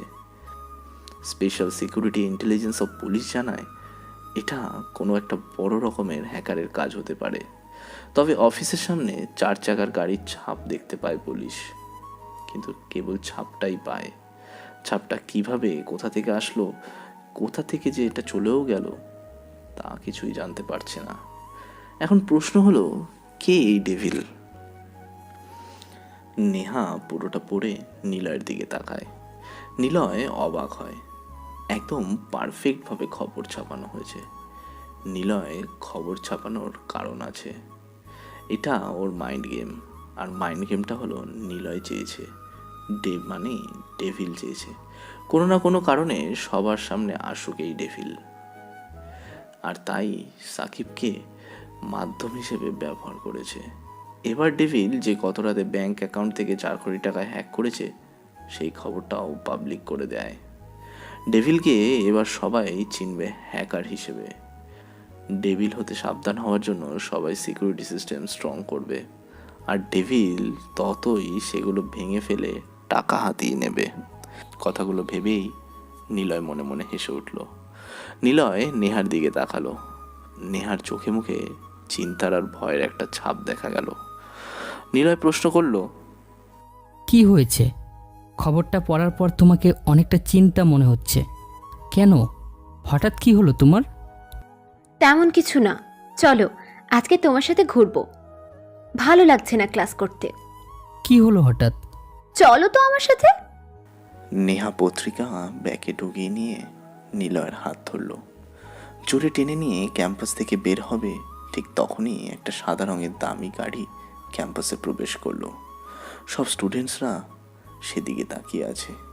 গাড়ির সামনে আর দরজায় লোগো দিয়ে লেখা পুলিশ। গাড়িটা নেহাদের সামনে এসে থামলো।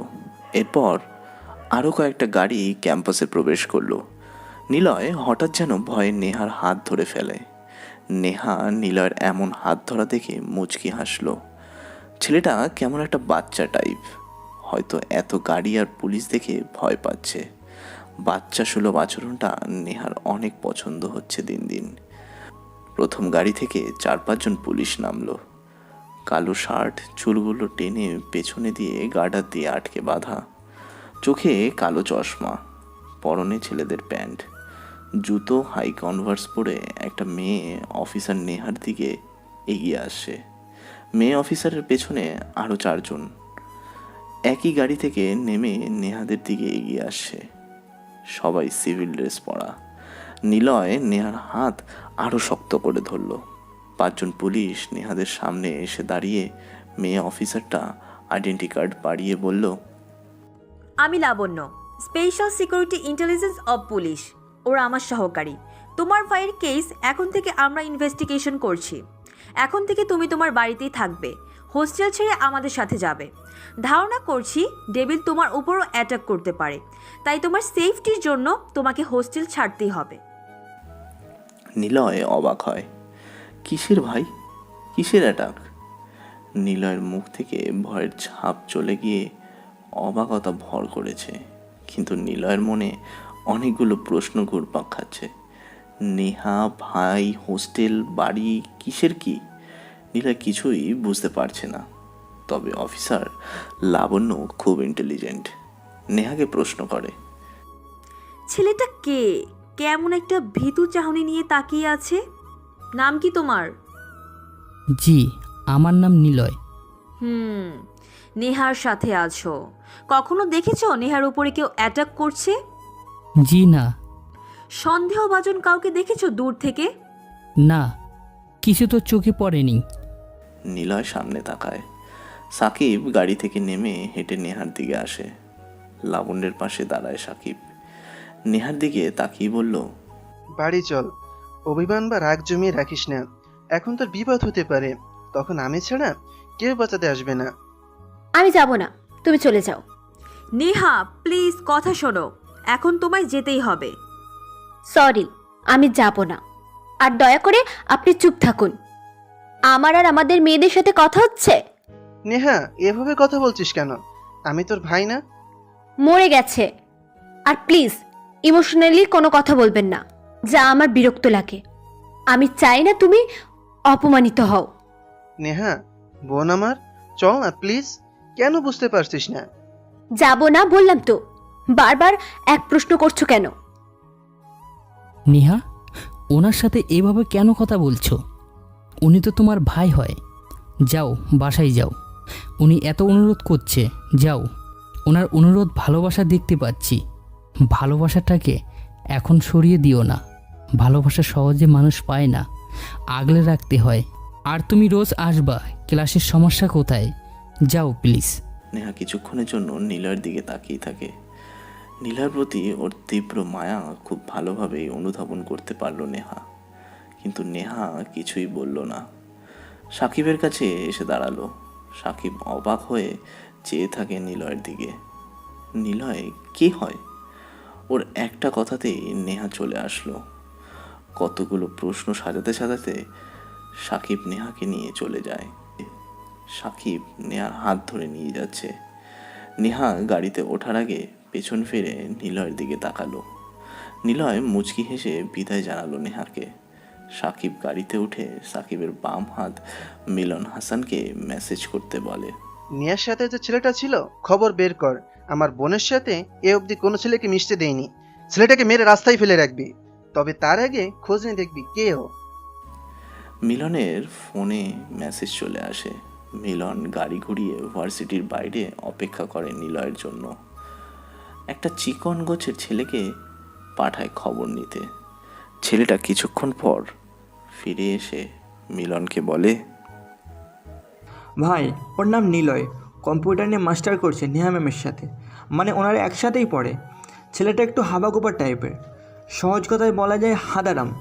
বর্তমানে সবাই যাকে খ্যাত বলে চিনি, তবে পড়াশোনাতে খুবই ভালো, এতটুকু জানতে পেরেছি। ওকে চল এবার। মিলন সব কিছু মেসেজ করে পাঠিয়ে দেয় সাকিবের কাছে। সাকিব নীলার ব্যাপারে পরে মুচকি হাসলো।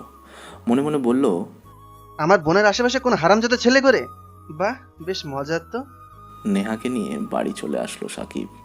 ওদিকে নীলয় একটা রেস্টুরেন্টে এসে বসে। পকেট থেকে বাটন ফোনটা বের করে অর্কদের ফোন দিল। 10 মিনিটের মধ্যে রিকশায় চেপে ওরা চলে আসলো। নিলয়ের সামনে চেয়ারে বসলো ওরা। রেস্টুরেন্টের মধ্যে টিভি চলছে। নিউজ চ্যানেলে সাকিব নিয়ে খবর বের করেছে, তবে এখন নতুন একটি নিউজ প্রচার করা হচ্ছে। জামশেদ আর সোনালী ব্যাংক ম্যানেজার একমাত্র জানিয়েছে ওদের ব্যাংকে যে ডাকাতি করেছিল সেই রাতে ডাকাতেরা টাকা নিতে পারেনি, কিন্তু এমন একজন টাকা তার নিজের অ্যাকাউন্টে ট্রান্সফার করেছে সেই অ্যাকাউন্টের কোনো হদিশ কেউ পায়নি। ব্যাংকে থাকা সেই সব টাকা সেই অজ্ঞাত অ্যাকাউন্টে চলে গেছে। স্ট্রং পাসওয়ার্ড থাকা সত্ত্বেও ব্যাংকের অ্যাকাউন্ট থেকে পাসওয়ার্ড জেনে হ্যাক করে টাকা সরিয়ে নিচ্ছে কেউ, আর সেই কেউ ব্যক্তিটি হলো ডেভিল। হ্যাঁ, মেয়র সাহেবকে যে অ্যাটাক করেছে সেই ডেভিলই হলো একজন বড় hacker. White hat hacker Jamshed জানালো সবটা। ডেভিল একজন ইন্টারন্যাশনাল হ্যাকার, যার কাছে যতই প্রোটেক্ট করানো হোক না কেন সে সেটা ভেদ করে টাকা নিজের করে নেবে। জামশেদের একটাই চাওয়া এখন, দেশের সব ছোট থেকে বড় ভালো হ্যাকারদের এক হয়ে কাজ করতে হবে, না হলে ডেভিল পুরো দেশটাকে অচল করে দিতে পারে 1 মাসের মধ্যেই। ডেভিল পুরো দেশে এখন ডেভিলকে নিয়ে নিউজ টেলিকাস্ট চলছে। নিলয় মুচকি হাসছে। মাসুম প্রশ্ন করে, ভাই আপনি হাসছেন? ওরা আমাদের ব্যাপারে জেনে গিয়েছে। শোন, ডেভিল আসে হাহা করে আর নিলয় আসে হিহি করে। দুটো হাসির মধ্যে তফাৎ কি জানিস? তফাৎ হলো নিলয় দিনের আলোতে হিহি দেয় আর ডেভিল রাতের অন্ধকারের হাহা করে। ডেভিলের হাহাতে ধ্বংস আর নিলয়ের হিহিতে ঠান্ডা মাথা মাইন্ড গেম আছে। মানে কি ভাই? ধরাই তো পড়ে গেলাম, এখন কি হবে? না, কেউ আমাদেরকে ধরার প্রমাণ কোনোদিন পাবে না। চিন্তার কিছুই নেই। কোক অর্ডার করেছি, আরামসে খা। নিলয়ের এমন ব্যবহারে ওরা 3 জন অবাক হয়। তবে নিলয় কাঁচা কোনো খেলোয়াড় নয়, ঠিক লাস্ট বলে ছক্কা মারবেই। তাই ওরাও নিলয়ের মতো চিল মুডে কোকাকোলা খেতে থাকে। অর্ক প্রশ্ন করে, তোদের চিন্তাধারা এত ছোট কেন?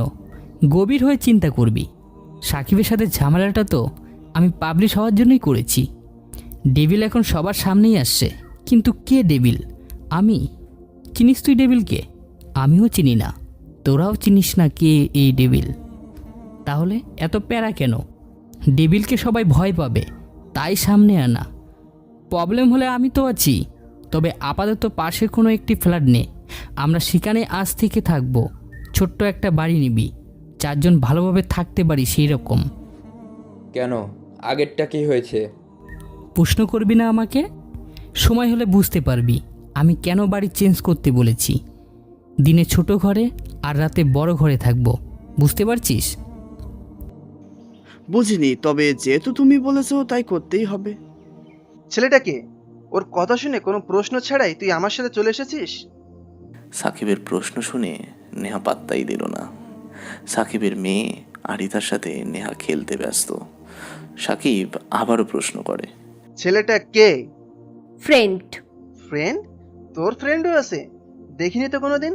নজর রাখতে নাকি? সব সময় না, ছেলেটার নাম আমি জানি, নিলয়, তোর সাথেই পড়ে। কাহিনীটা কি বল? কত বছর পর আমার ননদ আসছে আর তুমি এক গাদা প্রশ্ন শুরু করে দিয়েছো। নেহা, আয় তো, চলে আয় ওনার সামনে থেকে। নেহাকে ওর ভাবি নিয়ে চলে যায়, কিন্তু সাকিব মিলনকে ফোন করলো।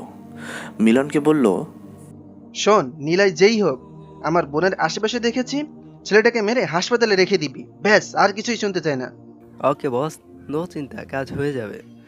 ব্ল্যাক মাম্বা মানে রেড গ্যাংয়ের লিডার একটা মেয়ে।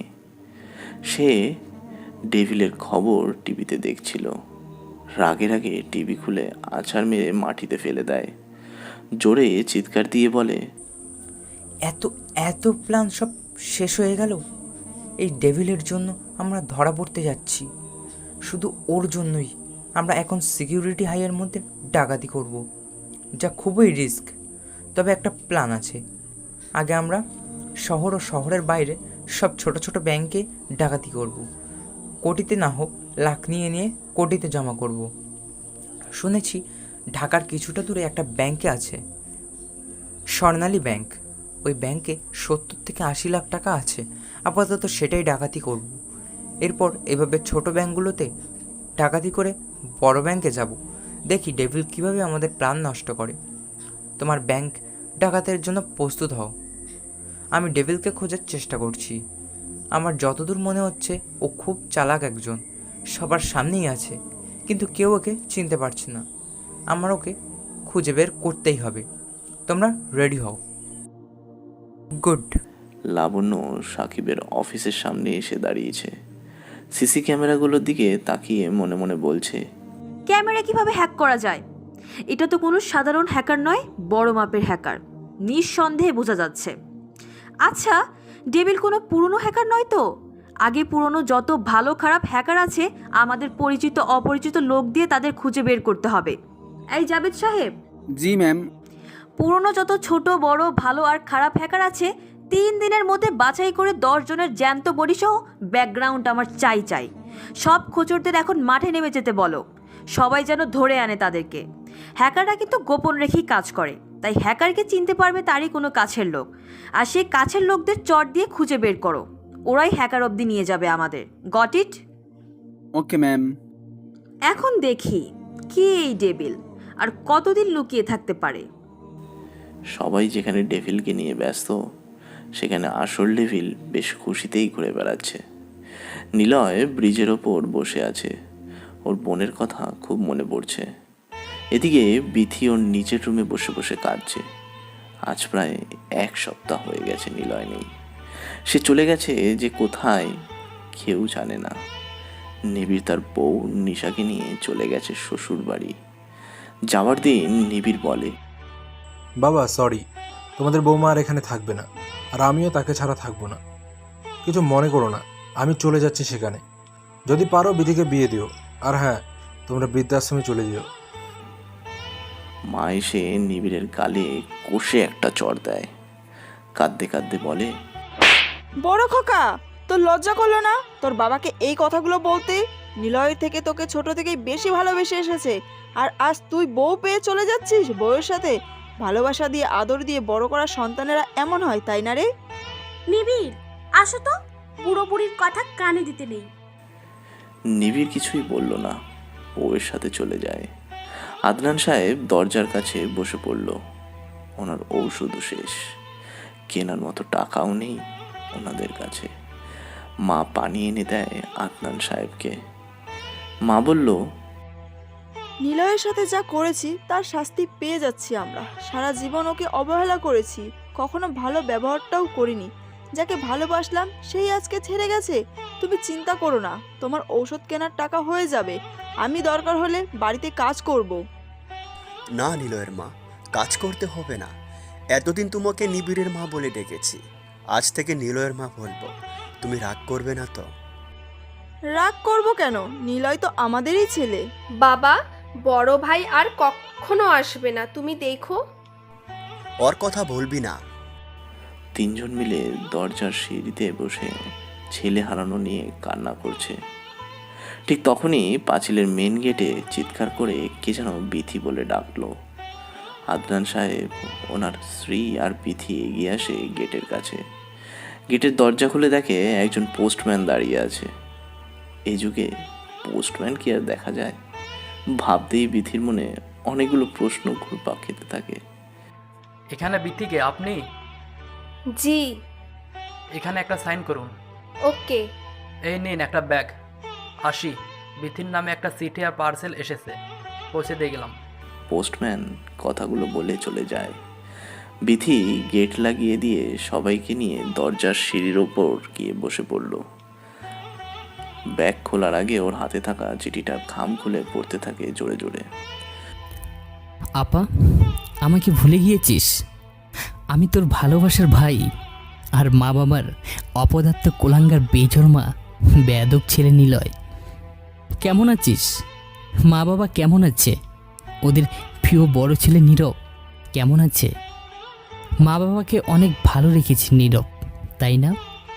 রাখবেই তো, মা বাবার পছন্দের প্রিয় ছেলে সে, ভালো তো রাখবেই। মনে আছে আপা, ছোটবেলায় বাবা আমাকে বেতের লাঠি দিয়ে মারছিল, তুই এসে বাধা দিয়ে আমাকে ঘরে নিয়ে গিয়েছিলি। অনেক মারছিল জানিস। আমি পাড়ার ছেলের সাথে মারামারি করেছিলাম। কেন করেছিলাম সেটা জানিস? মা বাবার প্রিয় ছেলের জন্য। যাক গে শোন, আমি চাকরি পেয়েছি কম্পিউটার অফিসের একজন ইঞ্জিনিয়ার হিসেবে। মাসে 50,000 টাকা, ওভারটাইম করে মাসে 60,000-এর বেশি। এত টাকা আমার লাগে না রে। জানি বাবা মা আমার টাকা নেবে না। কেন নেবে বল? আমি তো কোলাঙ্গার, অপদার্থ ছেলে। তবুও 50,000 টাকা পাঠিয়ে দিলাম। তোর কোনো চিন্তা নেই, সিমটা অফ করে দিয়েছি। পিছুটান রাখতে চাই না তাই। প্রতি মাসে টাকা পাবি, তবে কথা দে তুই যেন এবার ফাইনাল এক্সামটা দিবি। বড় ডাক্তার হলে আমার থেকে খুশি কেউ হবে না। ব্যাগে টাকা আর ডাক্তারের পোশাক, সাথে টেলিস্কোপ যন্ত্র আছে। তোকে সামনে এই পোশাকে দেখার খুব ইচ্ছে ছিল রে, কিন্তু পারিনি। যাই হোক, একটা অনুরোধ, আমাকে খুঁজবি না কখনো, খোঁজার চেষ্টাও করবি না। মনে রাখিস, তুই বা তোরা আমাকে যত খোঁজার চেষ্টা করবি, আমি তত তাড়াতাড়ি তোদের থেকে বহু দূরে হারিয়ে যাব। যদি ভালোবেসে থাকিস তাহলে প্লিজ অনুরোধটা রাখিস, আমাকে খুঁজবি না কখনো। আসার সময় মা বাবার সালাম নিতে পারিনি, পারলে মাফ করে দিতে বলিস। বিথি চিঠিটা পড়ে কান্না করে দেয়। পড়ার সময় কখন যে ওর চোখ দিয়ে পানি চলে এসেছিল বুঝতে পারেনি বিথি। কিন্তু পাশে তাকিয়ে দেখে মা বাবা ওর থেকে বেশি কান্না করছে নিলয়ের জন্য। যা দেখে বিথি অবাক হয়। সে খুশি হবে নাকি কষ্ট পাবে বুঝতে পারছে না। নীলার মা বলে ওঠে, বড় ছেলে কাছে থেকে চলে গেল, চিন্তা বাড়িয়ে দিয়ে গেল। ছোট ছেলে দূরে বসে চিন্তাগুলোও সরিয়ে দিল। বিথি ব্যাগ খোলে। একপাশে ওর ডাক্তারি ড্রেস, সে সেগুলো নিয়েই দৌড়ে চলে যায় ঘরে। আদনান সাহেব কাঁপা কাঁপা হাতে ব্যাগের আরও একটি চেন খোলে। দেখে সেখানে একটা পাঞ্জাবি আর একটা শাড়ি রাখা। পাঞ্জাবি আর শাড়ি বের করেই দেখে নিচে এক গাদা বাবার জন্য ওষুধ রাখা আছে। পাশে একটা চেন মা খোলে, দেখে সেখানে অনেকগুলো টাকা। দুজনে এই সব কিছু দেখে কাঁদতে থাকে। ওদিকে নীলার ফোন বেজে ওঠে। যাকে দিয়ে এসব কিছু পাঠিয়েছে তিনি ফোন করেছেন। নিলয় ভাই, আপনার কথা মতো জিনিসগুলো বাড়িতে পৌঁছে দিয়েছি। চিন্তা করবেন না ভাই, প্রতি মাসে আপনি 10,000 টাকা পাবেন এই কাজের জন্য। নিলয় ফোন কেটে দেয়। ব্রিজের পিলার থেকে নেমে দাঁড়িয়ে পানি দেখতে থাকে। কি বিশাল নদীর গতিপথ, চোখের সীমানার বাইরে যেন। কেবল নিকষ নীলচে পানি। সময়গুলো পানির মতো যদি রং বদলে যেত হয়তো কতই না ভালো হতো। নিলয়ের ফোন আবারও বাজতে থাকে। মাসুমের ফোন। ভাই, আগের বাড়ি থেকে কয়েকবারই পরে একটা ছোট্ট একতলা বাড়ি পেয়েছি। 4 জনের জন্য 4টে রুম হয়ে যাবে তো এটাতে? হয়ে যাবে। আরেকটা কথা, অর্ক 2জন লোক ধরে ম্যানেজ করে এনেছে। তুমি যেমন লোক খুঁজছো ঠিক তেমনই। গুড, আমি আসছি। নিলয় ব্রিজ থেকে নামে, পকেটে হাত গুজে হাঁটতে থাকে। মনে মনে পরিবারের কথা ভেবে গাইতেও থাকে। নিলয় এসে পৌঁছায় সেই বাড়ির সামনে। বাড়ির সামনেই একটা চায়ের দোকান। আশেপাশে তাকায় নিলয়। মোটামুটি ভদ্র লোকেদের এলাকা এটা।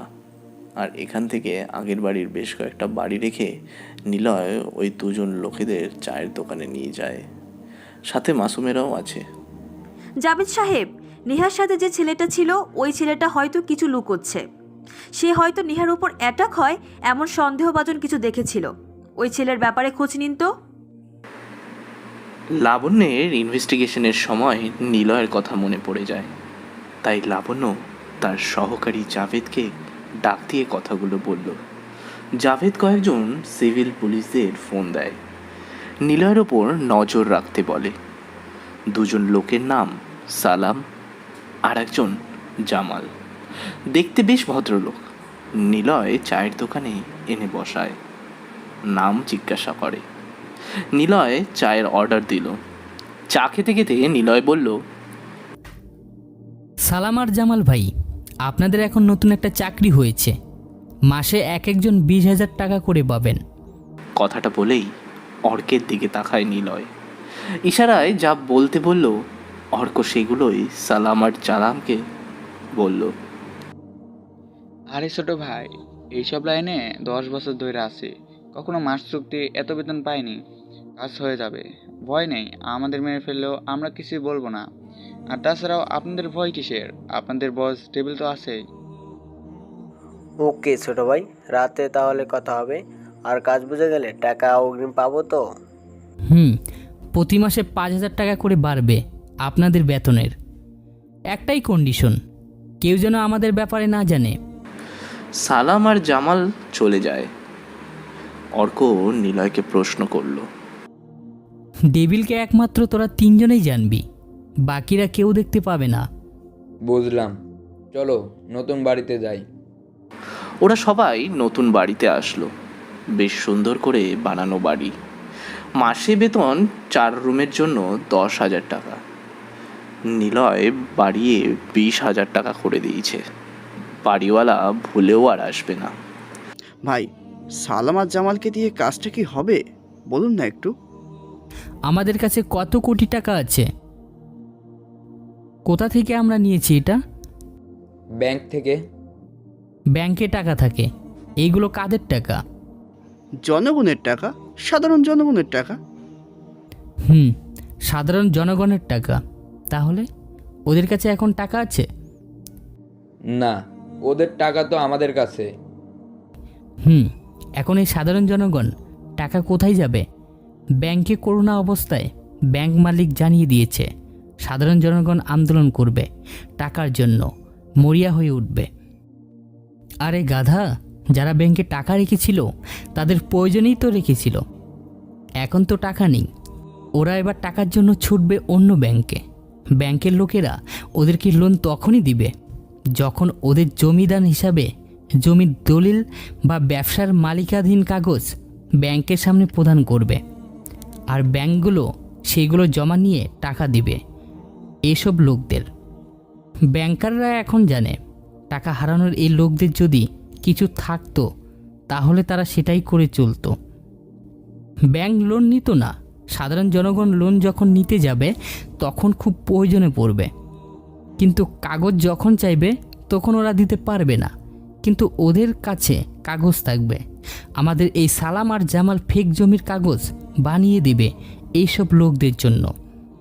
একজনকে 10 থেকে 15 লাখ টাকা লোন নেবে।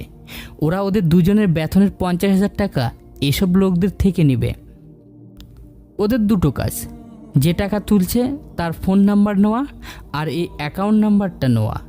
ফেক জমির দলিল বানিয়ে টাকা তোলার পর ওদের বেতন ওরা সাধারণ জনগণ থেকে নিয়ে নাম্বার নিয়ে আমাদেরকে ফোন করে সবটাই বলবে। বাকিটা তখন আমাদের কাজ। আমরা আবার ওই লোন নেওয়া ব্যক্তিদের অ্যাকাউন্ট নাম্বার দেখে অ্যাকাউন্ট হ্যাক করে টাকা আবার আমাদের অ্যাকাউন্টে নিয়ে নেব। বুঝেছিস এবার? চিটার ছাড়া বড় হওয়া যায় না।